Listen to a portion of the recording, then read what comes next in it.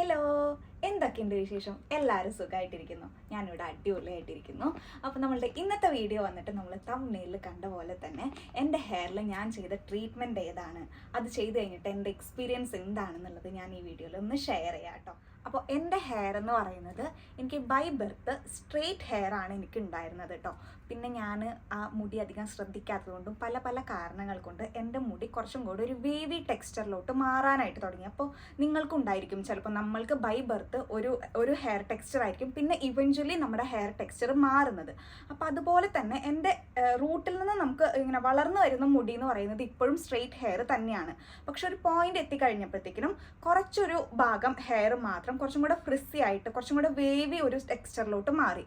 അപ്പോൾ അത് കാരണം എനിക്കത് ഹാൻഡിൽ ചെയ്യാൻ കുറച്ചും കൂടെ ബുദ്ധിമുട്ടായിരുന്നു. അതായത് നമ്മളുടെ സ്കാൽപ്പിൽ നിന്നുള്ള ഹെയറും ഒരു ടെക്സ്ചർ, അത് കഴിഞ്ഞിട്ട് ഇവിടേക്കുള്ള ഹെയർ വേറൊരു ടെക്സ്ചർ. അപ്പോൾ എനിക്കത് ഇഷ്ടമല്ലാത്തതുകൊണ്ടാണ് കേട്ടോ ഞാൻ ആദ്യം ട്രീറ്റ്മെൻറ്റ് ചെയ്യാമെന്ന് വിചാരിച്ചത് തന്നെ. ഓക്കെ, അപ്പോൾ ഞാൻ എൻ്റെ ഹെയറിൽ ചെയ്ത ട്രീറ്റ്മെൻറ്റിൻ്റെ പേര് ആൻറ്റി ഫ്രിസ് ട്രീറ്റ്മെൻ്റ് ആണ് കേട്ടോ. ഇത് കുറച്ചും കൂടി ഒരു ഓർഗാനിക് ആയിട്ടുള്ള ഒരു ട്രീറ്റ്മെൻ്റ് ആണ്. അപ്പോൾ ഞാൻ UAE വന്നതിന് ശേഷം ഇവിടെ അടുത്തുള്ള ഒരു സലൂണിൽ പോയിട്ടാണ് ഈ ആൻറ്റി ഫ്രിസ് ട്രീറ്റ്മെൻറ്റ് ചെയ്തിട്ടുണ്ടായിരുന്നത്. അപ്പോൾ എൻ്റെ എക്സ്പീരിയൻസ് എന്ന് പറയുന്നത് എനിക്ക് ഈ ട്രീറ്റ്മെൻറ്റ് ചെയ്തിട്ട് ഒരുപാട് ഇഷ്ടപ്പെട്ടിട്ടുണ്ടായിരുന്നു. ഞാൻ കുറച്ച് പേരൊക്കെ പറയുന്നത് കേട്ടിട്ടുണ്ട് അവർക്ക് ട്രീറ്റ്മെൻറ്റ് ചെയ്തതിന് ശേഷം അവരുടെ പഴയ ഹെയർ തന്നെയായിരുന്നു ഇഷ്ടം. അവർക്കത് ട്രീറ്റ്മെൻറ്റിന് ശേഷമുള്ള ഹെയർ അത്രയും ഇഷ്ടപ്പെട്ടിട്ടുണ്ടായിരുന്നില്ല, അവർ പഴയ ഹെയർ ആവാൻ വേണ്ടിയിട്ട് വെയിറ്റ് ചെയ്യുകയാണ്, അങ്ങനെയൊക്കെ ഞാൻ പറഞ്ഞു കേട്ടിട്ടുണ്ട്. പക്ഷേ എന്നെ സംബന്ധിച്ചിടത്തോളം എനിക്ക് ട്രീറ്റഡ് ഹെയർ ആണ് എൻ്റെ മുന്നത്തെ ഉണ്ടായിരുന്ന ആ വേവി ഹെയറിനെക്കാട്ടിലും എനിക്കിഷ്ടം. അത് ഒരു പക്ഷേ ചിലപ്പോൾ എനിക്ക് ഓൾറെഡി സ്ട്രെയിറ്റ് ഹെയർ ആയിട്ട് പിന്നെ അത് ട്രാൻസ്ഫോം ചെയ്തപ്പോഴാണ് എനിക്ക് സ്ട്രെയിറ്റ് ഹെയറിൻ്റെ വാല്യൂ എന്താണെന്ന് മനസ്സിലായത്. കുറച്ചും കൂടെ മാനേജ് ചെയ്യാനൊക്കെ ഈസിയാണ്. എനിക്ക് കേളി ഹെയർസ് ഇഷ്ടമാണ് കേട്ടോ, പക്ഷേ എൻ്റെ ഒരു ഫേസ് ഷേപ്പിന് അല്ലെങ്കിൽ എൻ്റെ ഒരു സ്റ്റൈലിന് എനിക്ക് സ്ട്രെയിറ്റ് ഹെയർ ആണ് ഇഷ്ടം. ഇപ്പോൾ കേളി ഹെയർസ് ഉള്ള ആൾക്കാരുണ്ടായിരിക്കും, അപ്പോൾ എനിക്ക് കേളി ഹെയർ ഇഷ്ടമാണ്, പക്ഷേ എൻ്റെ ഒരു ഫേസിന് കുറച്ചും കൂടെ സ്ട്രെയിറ്റ് ഹെയർ മാച്ച് ആവുന്നതായിട്ട് എനിക്ക് തോന്നിയിട്ടുണ്ട്.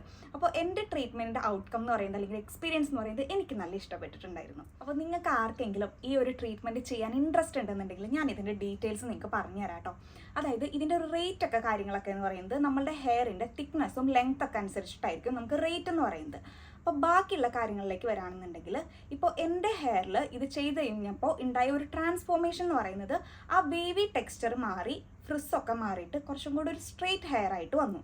അതായത് നിങ്ങൾക്ക് ഇപ്പോൾ കാണാം, ഇതിപ്പോൾ ഞാൻ ട്രീറ്റ്മെൻറ്റ് ചെയ്തതിന് ശേഷം ഒരു 1 ഇയർ കഴിഞ്ഞു. ഇപ്പോൾ ഞാൻ ട്രീറ്റ്മെൻറ്റ് ഒരു 1 ഇയർ മുന്നാണ് ഞാൻ ഈ ട്രീറ്റ്മെൻറ്റ് ചെയ്തിട്ടുണ്ടായിരുന്നത്. അപ്പോൾ അത് കാരണം ട്രീറ്റ്മെൻറ്റിൻ്റെ എഫക്റ്റൊക്കെ ഏകദേശം കുറഞ്ഞു തുടങ്ങി. പക്ഷെ എന്നാലും സ്റ്റിൽ ഇത് കുറച്ചും കൂടി ഒരു ഹെൽത്തി ആയിട്ടുള്ള ഒരു മുടി പോലെയാണ് ഇപ്പോൾ ഇരിക്കുന്നത്. ഞാൻ എൻ്റെ പണ്ടത്തെ ഫോട്ടോ കിട്ടുവാണെന്നുണ്ടെങ്കിൽ ഞാൻ അത് മെൻഷൻ ചെയ്യാം കേട്ടോ, എൻ്റെ പണ്ടത്തെ ഹെയർ എങ്ങനെയായിരുന്നെന്നുള്ളത്. അപ്പോൾ നിങ്ങൾക്ക് കാണാൻ പറ്റുമല്ലോ.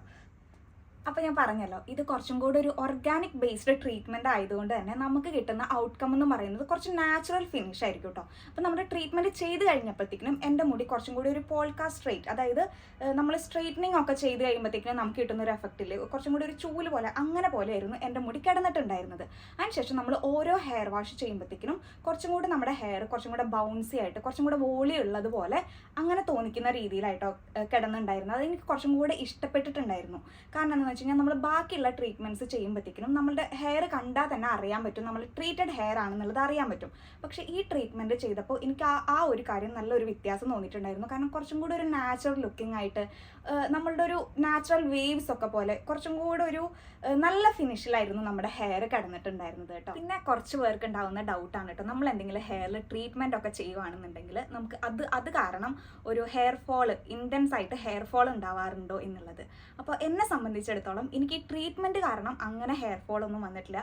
ഇപ്പം എൻ്റെ ഡയറ്റ് കറക്റ്റ് അല്ലാത്തതുകൊണ്ട്, അതല്ലാണ്ട് ഇപ്പോൾ ഡാൻഡ്രഫ് വന്നുകൊണ്ട് അങ്ങനെ എന്തെങ്കിലും കാരണങ്ങൾ കൊണ്ട് എനിക്ക് ഹെയർ ഫോൾ ഉണ്ടായി എന്നല്ലാതെ ഈ ട്രീറ്റ്മെൻറ്റ് മാത്രം ചെയ്തുകൊണ്ട് എനിക്ക് അങ്ങനെ ഹെയർ ഫോൾ വരുന്നതായിട്ട് എനിക്ക് തോന്നിയിട്ടൊന്നുമില്ല കേട്ടോ. നമ്മൾ ഏതെങ്കിലും ഒരു ഹെയർ ട്രീറ്റ്മെൻറ്റ് ചെയ്യുമ്പോഴത്തേക്കിനും നമ്മൾ ശ്രദ്ധിക്കേണ്ട ഒരു കാര്യം എന്ന് വെച്ച് കഴിഞ്ഞാൽ അതിൻ്റെ ആഫ്റ്റർ കെയർ ആണ്. അതായത് നമ്മളൊരു ട്രീറ്റ്മെൻറ്റ് ചെയ്തു, അത് പ്രോപ്പറായിട്ട് നമ്മൾ മെയിൻറ്റെയിൻ ചെയ്ത് കൊണ്ടുപോകണം എന്നുണ്ടെങ്കിൽ നമ്മൾ പ്രോപ്പറായിട്ട് ആഫ്റ്റർ കെയർ ചെയ്തിരിക്കണം. അപ്പോൾ ഇതിൻ്റെ ബെസ്റ്റ് പാർട്ട് എന്ന് വെച്ച് കഴിഞ്ഞാൽ, ഈ ട്രീറ്റ്മെൻറ്റിൻ്റെ ബെസ്റ്റ് പാർട്ട് എന്ന് വെച്ച് കഴിഞ്ഞാൽ നമ്മൾ അധികം ആഫ്റ്റർ കെയർസ് ഒന്നും ചെയ്യണ്ട.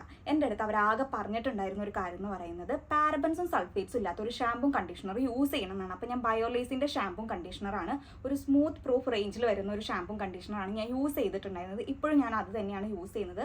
അത് മാത്രമാണ് ഞാൻ ഇതിന് വേണ്ടിയിട്ടുള്ള ആഫ്റ്റർ കെയർ ആയിട്ട് ചെയ്തിട്ടുണ്ടായിരുന്നത്. എനിക്ക് ബാക്കിയുള്ള ട്രീറ്റ്മെൻറ്റ്സ് ഒരുപാട് സ്പാ ചെയ്യണം, ആഫ്റ്റർ കെയർ ചെയ്യണം, അതൊക്കെ എനിക്ക് ഭയങ്കര മടിയായിട്ടുള്ള ഒരു കാര്യമായതുകൊണ്ട് ഞാൻ അതുകൊണ്ടും കൂടിയാണ് അതുകൊണ്ടാണ് ഞാൻ ഈ ട്രീറ്റ്മെൻറ്റ് ചൂസ് ചെയ്തത് കേട്ടോ. ഞാൻ ആദ്യം ഒരു ട്രീറ്റ്മെൻറ്റ് ചെയ്യണം എന്ന് തീരുമാനിച്ചപ്പോഴത്തേക്കിനും ഞാൻ കുറച്ച് റിസർച്ച് ചെയ്തിട്ടുണ്ടായിരുന്നു. ഏതൊക്കെ ട്രീറ്റ്മെൻറ്റ്സ് ആണ് നല്ലത്, ഏതൊക്കെയാണ് എനിക്ക് അഫോർഡ് ചെയ്യാൻ പറ്റുന്നത്, ഏതൊക്കെയാണ് ആഫ്റ്റർ കെയർ ഒരുപാടുള്ളത്. അപ്പോൾ ഞാൻ നോക്കിയപ്പോഴത്തേക്കിനും എല്ലാം കൊണ്ടും എനിക്ക് ഇഷ്ടപ്പെട്ടിട്ടുള്ളത് കാരണമാണ് ഞാൻ ഇത് സെലക്ട് ചെയ്തത് കേട്ടോ. അപ്പോൾ ഈ ഒരു ട്രീറ്റ്മെൻറ്റിൻ്റെ റേറ്റ് വന്നിട്ട് ഞാൻ പറഞ്ഞല്ലോ നമ്മളുടെ ഹെയറിൻ്റെ ലെങ്ത്ത്, തിക്നെസ് അതൊക്കെ അനുസരിച്ചിട്ട് അവിടെ ചെന്നിട്ട് നമുക്ക് ഒരു അപ്പോയിൻമെൻറ്റ് എടുത്തിട്ട് നമുക്ക് അവരുടെ അടുത്ത് സംസാരിക്കാം.